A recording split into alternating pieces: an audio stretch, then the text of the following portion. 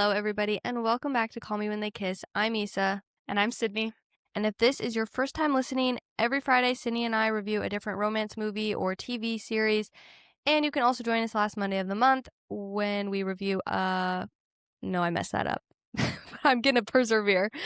The last Monday of the month, we review a romance book. This month, we are reading Phoebe Berman's Gonna Lose It by Brooke Averick. And I think that's my whole spiel. Sydney, how are you doing today? Good. I just finished watching the movie night episode of Love Island. What are your movie night thoughts and opinions? Honestly, not much has changed since the Casa Amor recoupling. I just felt even more validated, but also like even more pissed off at the guys. I'm like, see. And like all the people that want to get in our comment sections and ask, tell me what he did. Tell me what he did. Tell me what he did. I'm like, look, here it is. Yeah. If you still don't see it, because some of the guys there still don't get it, then there's nothing I can do to help you. No. And like, I mean, people were especially defending KC in the comment sections, and even KC saw what he did, saw what he said. He at least said, I'm sorry and I'm being disrespectful. So nobody can get in our comments and tell us he did nothing wrong, because he knows he did something wrong. Yeah. The Casey and Sincere clips were crazy because I've never seen any movie night clips that long before. But I'm really glad that they showed everything. Because especially like with Sincere and Melanie, not to bring up Love Island USA season 6, but like a girl left the villa like with a guy who kept lying to her. No, like they, like at the end of the show, they left together. Okay.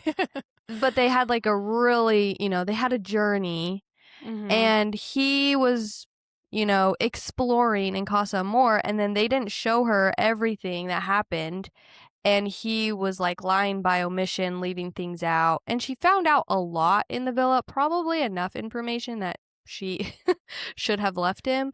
Yeah. But still, like, she got out, and when she saw everything, they immediately broke up. So I appreciate that they showed Anaya and Melanie literally everything. And I mean, at the time that we're recording this, we haven't seen the second part of movie night, but obviously in the preview, there's another Sincere clip. It's so funny that they had to break it into like Sincere and Soul and then Sincere and Amora. Yeah. No, I was shocked by that too. Are most movie nights 2 parts? Yeah, a lot of the time they break it up just to, because it's like one of the most exciting parts of the season. Yeah. So I think they just drag it out for 2 episodes. This is my first movie night, and I definitely understand the excitement because, like, the Casa Amor recoupling was epic, but so frustrating because none of this was out yet. So I understand, like, Issa put a poll on our Instagram story of, like, which one people look forward to more, Casa Amor or recoupling or movie night. And I think the majority was movie night. And I could totally see that now because it's so, like it feels so good to be like, look at this. Yeah. This is what we've been saying. Where, like, Casa Amor, there's not that satisfaction because they think they're in the clear still. The only thing I will say, to me, I love movie night. Let me put that out there. But the frustrating thing to me is at this point, we've already been fighting about these things. That's true. So, like, yes, it's satisfying for everyone to see what truly happened. But, like, Anaya and Casey had a big blow-up fight at the Casa Amor recoupling. Then they had, like, the conversation where they tried to make peace, but it didn't go very well. And, like, that was another Casey and Anaya argument that we had to see. And then, like, by last night, when she was when they were blowing up on each other at movie night, I was just like, it was giving me the ick for both of them, honestly. Yeah. Like, I was just like, and Trinity was like, and I love Trinity, don't get me wrong, but like, She got so involved again. Yeah, just like everybody chiming in again. I was just like, okay, I'm like a little bit tired of this. But Yeah. it had to happen. Like, it had to happen, of course. I definitely am over. I'm just over it. Like, I don't like Casey, but yeah, I'm over him. I'm over the drama. I just don't want to see him anymore. I don't like him. I don't want him on my screen. Sincere, though, I hate, but it was nice to see this because, like, yes, Melanie yelled at him in the recoupling a little bit, like, tried to put him in his place, but we haven't really had this moment yet for him. So, Yeah. like, that was nice, but yeah, it's definitely frustrating to see. And I was getting so annoyed looking at all the other guys' their faces Oh my gosh. during this No, fight. seriously. Corbin smirking at everything, like he thinks it's so funny. Zach, like, ugh, what a little coward. Literally, like, trying to hide behind somebody's shoulder. Like, and, and like, their annoyed faces, too, when the girls were trying to Yes. explain something. I'm Yes. just like, dude, control your face. Like, I was feeling really mad at every single guy except for Bryce. Do you think that they're going to show Trinity saying that, like, she's not even into him. She got the ick or whatever. He's tiny and scrawny. Maybe. And do you think it will hurt his feelings or not change I anything? didn't even think about that. I wonder if they will. To be honest, I wouldn't be surprised if they don't show it just because everybody loves them too much. Yeah. Like, I don't know if it would be that satisfying for the audience, so they might just leave it out. Yeah. But okay, I have to go on a Zach rant Okay. Do it. because Corbin, Casey, and Sincere are getting a lot of hate, as they should, obviously. But that's the thing. Like, I'm not worried about Corbin, Casey, or Sincere making it to Final Four. Like, they've dug their graves. The girls in the villa have it covered. They are going to be punished for their crimes. I'm not worried about them. Zach genuinely makes my blood boil, and I'm worried that he's going to get away with pretty much everything. And there is, like, a subset of the internet and the audience that agrees with me, and like I've seen a lot of videos that are like anti-Zach, so I know I'm not alone, but I just like am worried. Like, I think he's gonna make it to the Final Four Cool, just because because, he like, who already, else? yeah, and he has so many people in the villa I can't think, Fooled? fooled already. Yes. Like, so many people came to his defense. And we're like, no, no, he was going to choose you anyway. Oh, yeah, I heard him say that. Yeah, he said that. No, he was going to choose you anyways. I don't care if he was going to choose her. Yes. He was still making out with this girl every night. Like, Yes. Yeah. who cares? He was either using one or the other. And either way, I don't really like it. You know? Well, and I think it's even worse. Like, I don't even care that much that he was making out with the girl. I mean, I do care, but like, the worst part to me is that he lied by omission and didn't tell Kata that the girl got sent home. And like, I just don't believe, because people are like, well, production probably told them that they weren't allowed to talk about her. And I'm like, yeah, I'm sure production did say talk about her as little as possible, but there's no way. I mean, unless they're like truly evil and they were trying to cause drama, but like, do you think production would tell him he was not allowed to tell Kata that she No. left? I think I they don't were think so allowed either. to because she was like, why am I just finding out? And Yeah. who's Caleb with? What's her name? Oh, Jaden? Jaden? Yeah. She was like, oh, I thought you already knew. Like, it sounded like the only reason why they didn't say anything was because they were like, they just assumed, maybe they were, yeah, told not to like talk about it too much, but they still assumed that Zach would have told her. Yeah. Because it didn't sound like it was off limits. Like, she wasn't like, oh, we weren't supposed to tell you or whatever. You know, she's like, oh, I just thought you already knew. Right, yeah. Well, and it's so funny too, and by funny I mean annoying, because like you said, it seems like most of the villa is fooled, and the ironic thing is, I think the only person starting to like catch on to him is Kata. Like, you could see the wheels turning in her head last night, but like everybody was validating her, you know, and like you said, defending Zach. So and I'm like, no, stop defending him. Like, Yeah, she's like, no, that's weird. Yes, like, let her piece this out. But I just think I just think it's too late. Like, I don't know if anyone else would come in and like get her to leave Zach. But he anyway, also used like the excuse that I hate. I just knew you'd react this way. I hated that he said that, like, oh, this is why I didn't tell you. I knew it would turn into this. I knew you would think this. This is so stupid. This is why I didn't tell you. And I'm like, no, you don't, like, I just hate that excuse, you know? yeah. No, Zach is awful and he's not getting enough hate.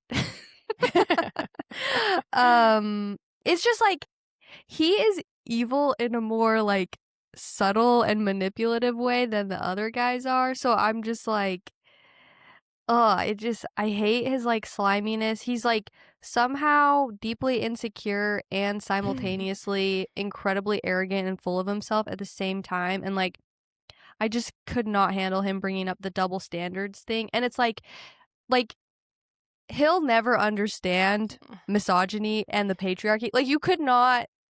I hate guys like that because you can't reason with them. Like, they're just never going to understand that it is different for women versus men. And it makes my and blood even boil. Sincere was like, you know, you and Anaya, you and Casey were doing the exact same thing. He just did it a little bit more disrespectfully. Yeah, bro, that's literally the whole point. That's what we've been trying to say to you. And like, it's still not clicking. The other thing that I don't think was communicated well, I know somebody was trying to shout it last night during movie night, but I don't remember who, and everybody was shouting, so I think it got lost in translation. But the other thing that was not sufficiently mentioned, in my opinion, was that Anaya's behavior in Casa Amor, which again was respectful. Oh, yeah. But it was a direct result of what she saw in the heart rate challenge, like how she saw Casey behaving in the heart rate challenge. So it was different. It's crazy that to the boys, like, I remember that. And they kind of heard it and they kind of moved on because they were like, oh yeah, but like that was only that. Like, you didn't know about this, you didn't know about this, you didn't know about this. And they like immediately deflected from that.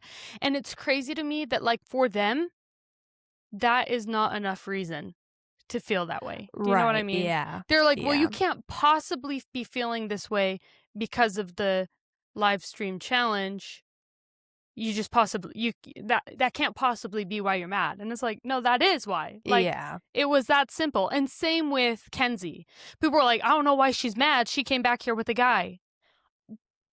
Because night one, he said Kenzie's out the window.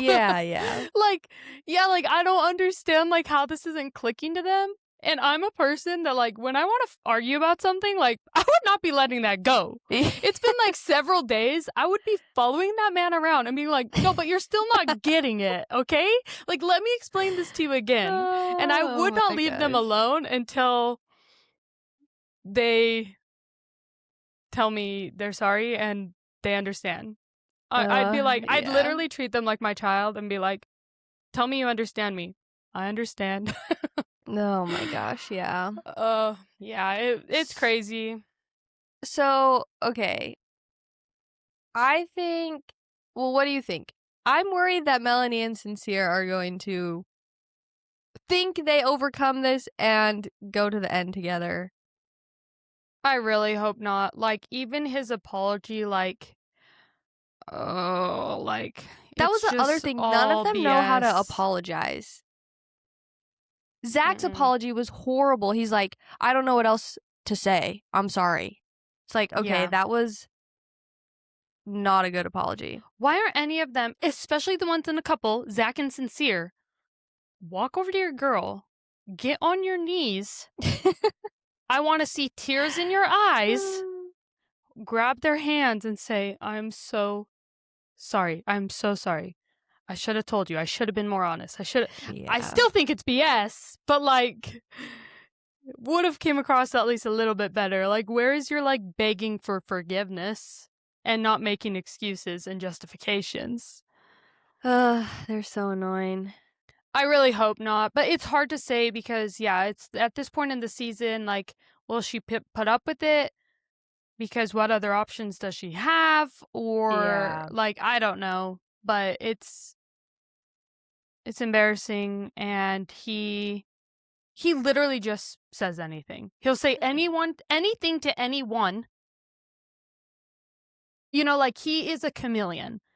Major Yeah. chameleon. He will turn into whoever he needs to turn into with whoever he's with, like, no regards. Well, he does really perplex me. I'm like, it almost seems like he's not even doing it on purpose or trying to be a bad guy. Like, I just feel like he has no self-awareness. I don't even think he knows what's, like, coming out of his mouth. Is he just like, He just lies. I saw a thread that was like, maybe Sincere is just such an extreme people pleaser that nobody ends up pleased. Like, Yeah. like I could see that technically. he really does like all these women, and he just says stuff in the moment. I'm not saying it's okay. Like, he doesn't want to hurt their feelings, so he just, like, says whatever he needs to say. Yeah. Yeah. And I'm not saying it's okay, but, like, for some reason, I'm just not as... I mean, I don't want Melanie to be with him, but I just don't feel as heated about Sincere as I do Zach and KC and even Corbin, because Sincere, I'm just like, he's just dumb and, like, can't keep track of what he's saying to everybody. Yeah, he hasn't, like, disliked any of these girls. He actually hasn't even said anything bad about them, but that's kind of the problem. Yeah, exactly. He said too many nice things about too many people, and it means nothing. So, yeah, no, I understand that. Well, I'm really excited for part 2, and I'm even more excited because I just realized, like, one of my... Oh, everyone listening should know Rachel if you listen to our But I'm a Cheerleader episode. But she's coming in town, and it just dawned on me that we'll get to watch that together tomorrow. Yeah. Oh my gosh. Because she watches Love Island. And Mackenzie's going to be here, and she doesn't watch Love Island. But I told her, you will be watching the last 30 minutes of yesterday's episode. And you will be watching this one with us. I can't have her just watch the second part, you know? I'm like, you need to see this. Idea. And we're going to hopefully convert her to Love Island too. Oh my gosh. Dang, I wish I was there. I know. Okay, my last question and then we can move on from Love Island. What do you think about Carl and Anaya? Do you think... I just feel like Carl is now in such an awkward position. Honestly, like, it's getting harder and harder to figure Anaya out. Like, the beginning of this episode, she's like, I just wanted to jump his bones or something. Like, wow, that was hot. Like, she's acting like she's, like, so into him. And I'm like, okay, well, then why didn't you pick him? I just don't get it. I don't really understand how she's moving. And I think that I think two things could be true at once. And that, like, Casey was using her and she was using KC. KC just disrespected her and made her feel awful and stupid about it. And she never did that. So I don't think that, like, I don't think it's wrong even that either one of them was using the other. I just think that, yeah, I just can't really tell where her head's at and who she really likes, or if she even really likes anyone, or if she's just trying to, like, get through the experience, you know? How are you feeling? Yeah, it's confusing. Like, I do think she liked Casey. Well, no, maybe not, because, like, she did make out with Carl a lot faster than she did with Casey. I would have cried just as much as she had, purely based off embarrassment. Right. Like, I do think that her, I don't know what the word I'm looking for is. Her reaction, maybe that's the word I'm looking for. Her reaction, I think, does have way more to do with being embarrassed than actually liking Casey. So then her being so into Carl, is this just another reaction? Like, oh, they've sent Carl back in to be my knight in shining armor. Yeah. And I think, like... Oh, sorry, go ahead. Well, Carl came back in the first night. He was like, yes, I'm still interested in exploring Anaya, but she hurt my feelings, so I want to take it slow. But then I'm sure he realized, like, none of the girls in the villa are going to talk to him because they all think the same thing. Oh, Carl was sent back in here for Anaya. So he really has no options. I think they really just put him in an awkward position. Yeah, yeah. You don't think that even, like, Amora would try to get to know him? Who's she gonna I get to know? I guess, but nobody will care. Like, I think I said this in the last episode. Two Casa people coupling up is just like a death sentence. Like, Did that happen oh, last year? Oh, uh, no. No, Clark and but also I guess uh, Gaul's interested in Amora. Oh, really? Isn't that who he was gonna? Oh, they did kind of allude to that. I Not thought like he was just into interested in her, Kenzie. but I'm sure it's more just using her to stay safe. I'll tell you what, I don't get his appeal. Jen, like, Jen, I was gonna actually say when we were talking about Anaya and her like feelings of embarrassment and like crying and stuff. Jen's held it together because I think that if I Mhm. was Jen and I was rejected so many times by so many guys in this villa, I think I would cry. Whether or not I really like these guys at all, I Mhm. think that like I would reach a point where I'm like, bro, this is so dumb. And I Yeah. feel, because she said those words. She's like, what is this? Like, am I ugly? Am I disgusting? Whatever. But Mhm. like, she seems very calm and collected on the outside.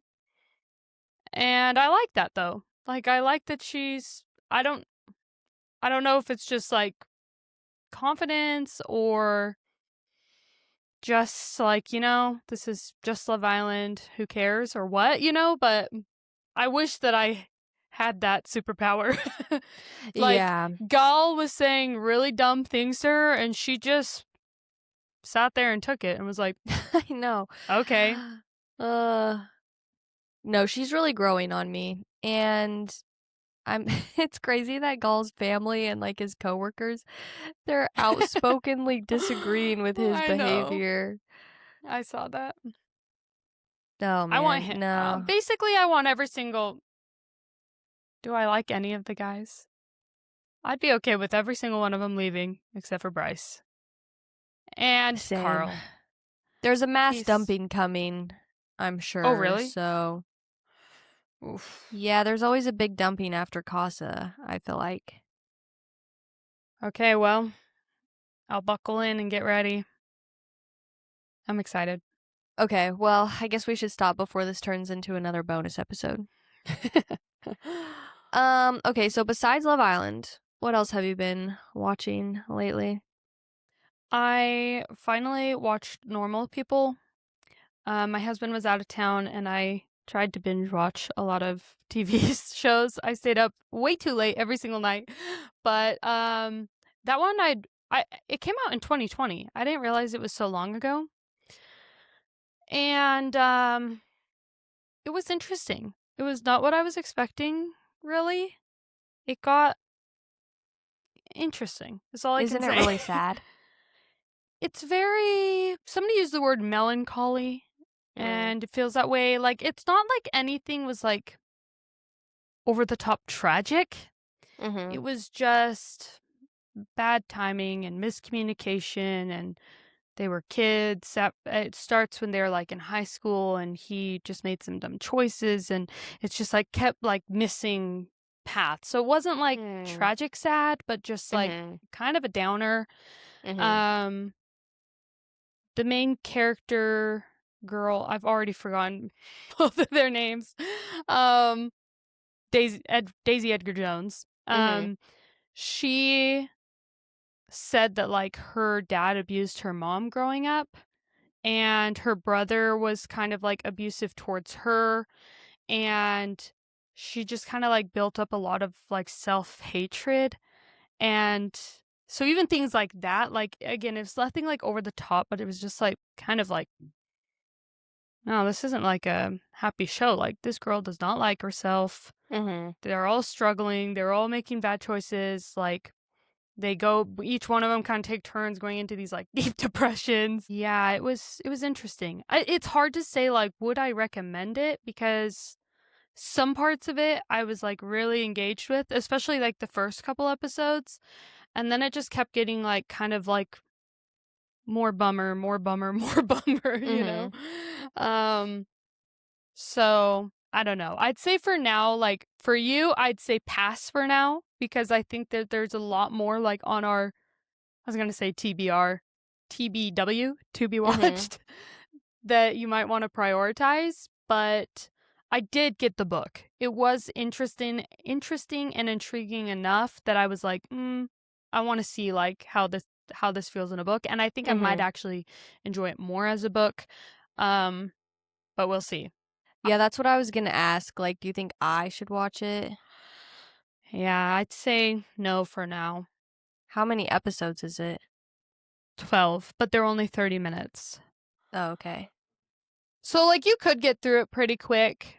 Um at first like the first couple episodes I was like I was going to make a video that was like, "Oh, everybody's like off campus this every year after this." And I'm like, "This show's like way better."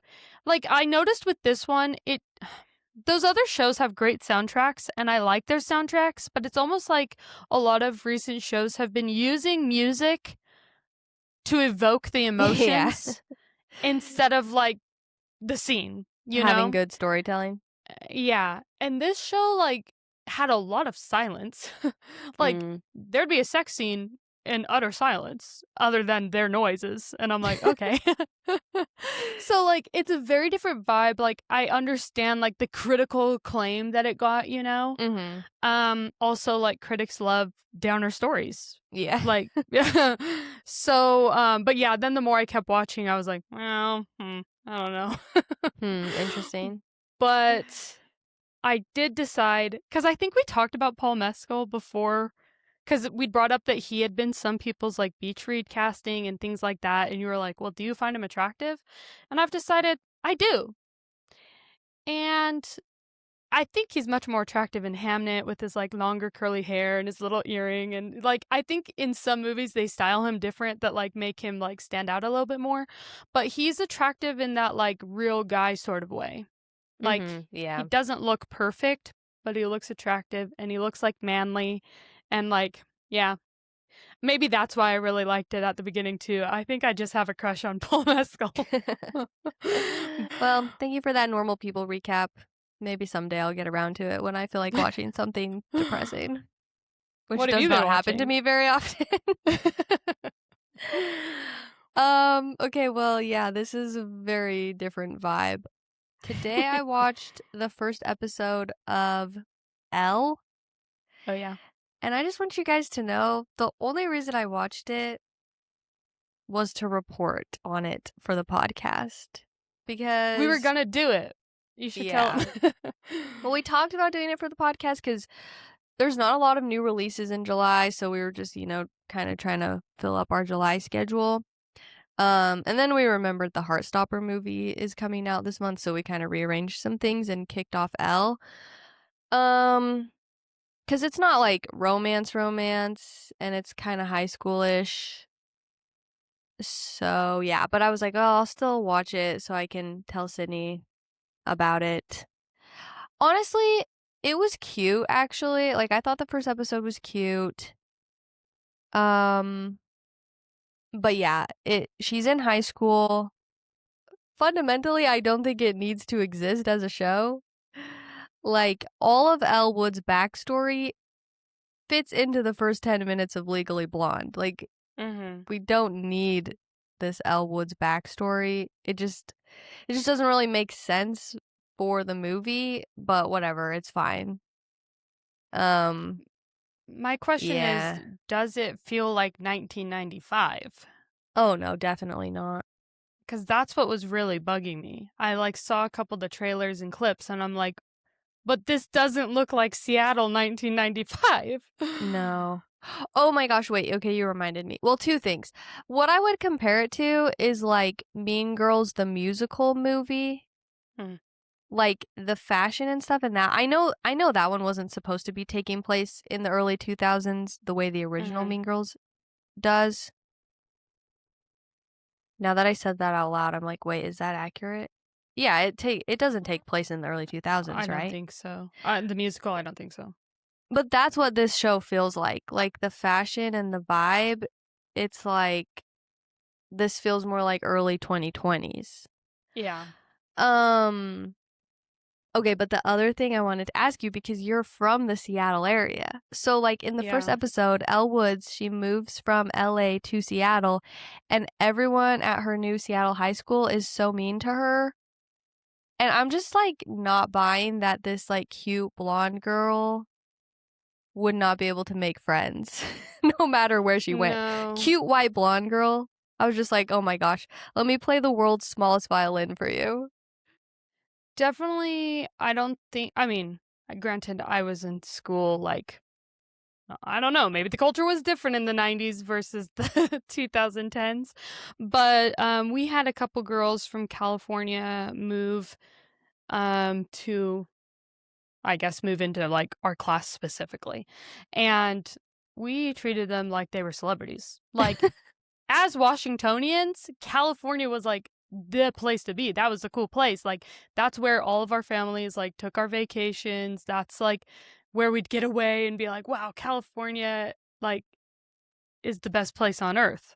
I still kind of feel that way. Like, California still kind of has like a nostalgic sweet spot for me. And so I definitely think, as, yeah, a white blonde girl from California, a lot of people would be treating her as like a celebrity. It's like, wow, you're Mhm. from California? That's so Yeah. cool, you know? Like, do you see Hollywood movies? Do you see movie studying, you know? So I definitely don't see that. It's funny that you say everyone in your class would vacation in California, because one part in the first episode, Elle asks one of the girls, "Oh, have you ever been to LA?" And she's like, "No, I would never go to California." I'm like, "What?" Why? And they're like, and the whole thing too is like they're very liberal, and Yeah. they like care about like the planet and like social I mean, justice and yeah. stuff like that. And I'm like, "Well, yeah, but like California is like a blue state too." I don't know. Something precious though. So she has to move. Sorry, I guess I have more to say. I'm like, oh, I'm gonna go watch some more episodes after this. No, it's like it was like cute and kind of funny if you just ignore the fact that it's like a Legally Blonde prequel Yeah. and all this other stuff I'm The saying that doesn't make continuality sense. errors. Yeah, yeah. Yeah. But so her parents tell her they have to move to Seattle, and so like to make her feel better, her mom gets her Bruiser, and Oh. it's she has like little puppy Bruiser. Aw. So that was actually That's cute. cute. Yeah. I don't think it's, I mean, it definitely, yeah, it doesn't make a ton of sense because we see Elle become who she Who she is. becomes, yeah. Yeah, like in the movie. And so, like, who is she going to become at the end of the show that's still Yeah. just the start of the movie Elle, you know? Like, Right. it's going to be interesting. And I don't have a problem with it though. Like, whatever. And also, I think that we need to just accept that it's a show that takes place in high school, which means it's probably coming out for a new generation that like Mhm. doesn't have the same nostalgic feelings and like emotional connection to the original movie. And so if the if that generation like eats this up, then who cares what we think? It really doesn't matter. It's not for us. Yeah. So I'm not that like distraught by it if it turns out bad or if it doesn't really make sense. But people have said that like what we would have loved to see Elle as a lawyer. Like, Mhm. see her being that version of herself, super cool, hardworking, awesome, like peppy lawyer girl. I would have loved to see that more than I would have liked to see her pre-movie in high school. Yeah, that's actually a really good point. I hadn't even thought about that. Well, I will report back as I continue watching Yeah, the show. please do. It'll be a good work show. I don't think I would sit Yeah, down and watch it without multitasking, but yeah. we're we're so bad. We always complain about Netflix making movies that are specifically meant for multitasking. And then we're like, well, yeah, I'm just gonna multitask. But it's because that's what they're making. Like, it's a Yeah. multitasking show. No, that I actually really do try hard to not multitask when I watch things for this because I want to have I want to form an opinion based on how the viewing experience should be. And so, like, I don't want to watch it with a distraction because then I might think, it's really not that bad, you know? But, like, if I sit down and have to just watch it, no phone, nothing, then I can tell if it's really bad or not, you know? Yeah, I see what you're saying. I know we haven't gotten to What a Girl Wants yet, but I don't want to skip over the other things we wanted to talk about. So what's next? Love theoretically? Okay. Well, let's start with the love hypothesis. I'm assuming you watched the trailer. I don't feel connected to I liked the book, it was fun, but I don't have a huge stake in this game, and I'm just excited. I like Lili Reinhart. I think she's really cute and funny. You still need to watch Forbidden Fruits, actually. And I think that the guy is hot, whatever his name is. Daisy Ridley's husband. So I'm excited. Remind me what the release date is. September 23rd. Okay, yay. So we already have a September episode booked. There's a couple coming out in September, actually. I think that's when Sense and Sensibility comes out, too. If you want to watch that one. September or beginning of October. At this point, for classics like that, we're just going to have to watch every version of Sense and Sensibility. Yeah. I don't think there's quite as many versions, though, so like that's good. Yeah. Oh my gosh, okay. No, I'm looking at the list of upcoming releases. I don't want to talk about Practical Magic. Oh, yes, I need to add that one to the list. I guess Joey King is going to be in that one. Allie Bell. I saw that. Uh-huh. Yeah, I did see that. There's a lot. July's like the break, and then August, boom, boom, boom. Because, like, the one night. Yeah. Whatever. Yeah, one night only. Yeah. Like, from here out to, like, October, we're going to have a lot of new releases again, so. Okay, sorry. Going back to the love hypothesis for a second. The other thing that was revealed this week is that love theoretically has been confirmed, but a lot of people are upset because it's being produced by Colleen Hoover. It's her company, though. Like, do we really think Colleen Hoover is, like, all that means is she has money and she's investing it into a movie so that she can make more money. She's not writing it. She's not directing it. Like, I don't really care that much. Yeah, are people upset because they think that means it's going to be bad, or do they, like, not want to support something that Colleen Hoover is doing? I think they think, well, I'm in a couple group chats, like, of other bookstagrammers that they were discussing this, and it was more so that they were like, oh, but her movies were not very good. And I'm like, well, that doesn't, like, I don't think that's going to be very related. Yeah. But I didn't really like Love Theoretically, so, again, I don't really care. I don't remember. Is that the one where they're, like, rocket scientists?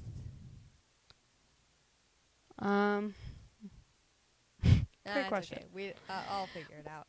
All I know is, like, I read parts of it, and some people were saying that, like, Love Theoretically is just, like, her second attempt at doing Love Hypothesis. That, like, the Love Hypothesis was the original Reylo fanfic, but then she was like, actually, I kind of want to tell the similar story, but, like, make it better. And she just, like, changed it, but that it's kind of similar. Yeah, they are pretty. I do remember they were pretty similar.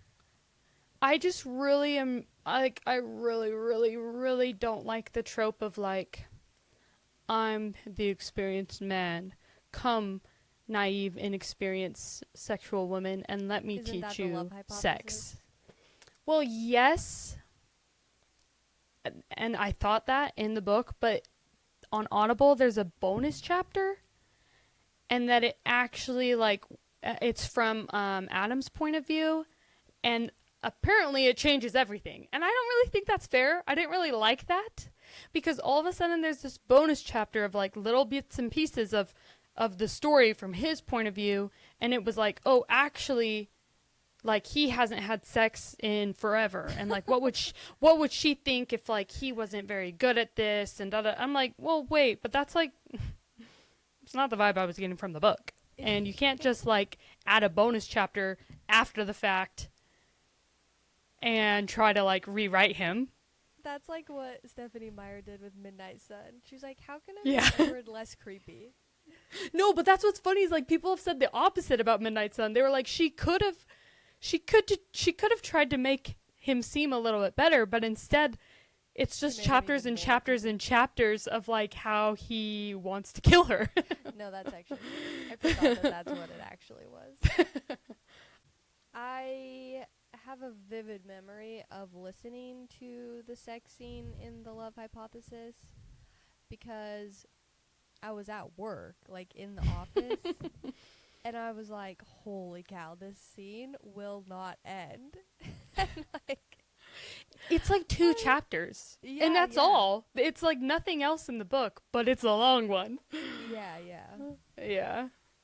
That was like the longest one I'd ever listened to in public before. I listened to parts of um Akatar at work. I think that was like the riskiest, if that's a word, thing that I've listened to on my audiobook, and I was like so paranoid. I like kept taking it out of my ear and like holding it next to me to see like can anyone hear this? Yeah. That's so funny. One time my AirPods did disconnect, and I Oh. think I was listening to an Allie Hazelwood book, but it wasn't at a spicy part, but it was like, because her characters are very adorkable, and I still remember the line that like played out to my whole entire office.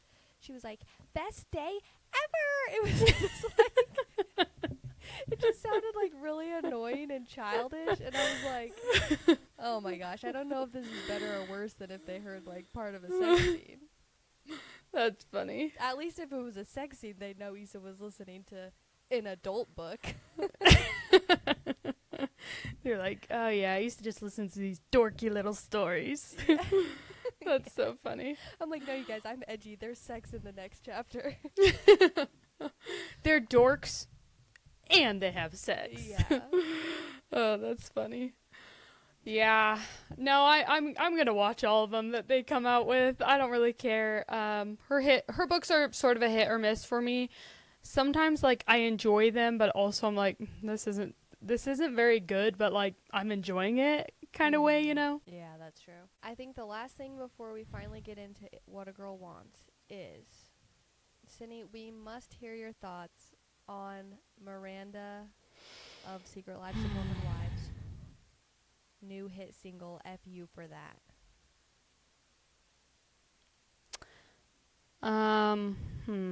Where do I start? No. I don't think she's a bad singer. Like everyone in the comments were like, it'd be nice if she could actually sing. I think she has a fine voice. Mm-hmm. I don't think it's bad. I just think, where'd this country accent come from? And will country people even like her? Is this the right audience to be like trying to appeal to? I don't really get it. The lyrics are kind of silly, but she doesn't sound bad. I'm not going to tear her apart. I just don't think it's the right career choice. Did you like it? I wouldn't say I liked it, but I think the hate she's getting for it is a little bit extreme and over the top. It's especially frustrating because, like, as far as the Secret Lives of Mormon Wives go, she's a pretty rootable character. Yeah. So I'm like, why are you guys being mean to her of all people? Yeah. Yeah, it's like I didn't think it was that good, but then when everybody started hating on it, then I was like, okay, you guys, come on, it's not that bad. Well, when people were hating on her voice, I was like, yeah, I don't think it's like extraordinary, but I actually think that she has like a cool quality to her voice. Like, Yeah. it was a much lower registry than I was expecting. Mm-hmm. And like, I like that. Like, it's not often that we get to hear women sing like in like a lower kind of octave. And so I thought her voice kind of sounded unique and cool in a way. You know who else has a lower register and a fake country accent? Taylor Swift. Taylor Swift. So maybe maybe Miranda's onto something here. Hi everyone, this is Sydney from the 3rd of July. This episode was supposed to be a review of What a Girl Wants, and we persisted through so many technical difficulties, but somehow the final 56 minutes of this episode did not save. And, of course, it was the part where we actually talked about the movie. Ultimately, What a Girl Wants is cute and it's fun for what it is, but it doesn't translate to adults as well as other films from that era. And it was fine, but it honestly sort of just made me want to watch The Princess Diaries, which is of course the elite film from that era and genre. If you want our full review, Issa just posted hers on our Instagram, so you can go over there and hear her thoughts. But if you're looking for a romance film to kind of scratch that 4th of July itch, I'd recommend The First Daughter, Chasing Liberty, or even The Prince and Me. Even though this wasn't our typical movie episode, we hope you still enjoyed our thoughts on the romance media that we've been consuming lately. And if you liked this episode or any of our past ones, please like and save and comment and share. And don't forget to leave us a 5-star review, please and thank you. We hope you have a wonderful and safe holiday weekend, and we'll see you next week for 40 Dates and 40 Nights, a new rom-com starring Bailey Madison and Joel Courtney, available for stream on demand. Bye!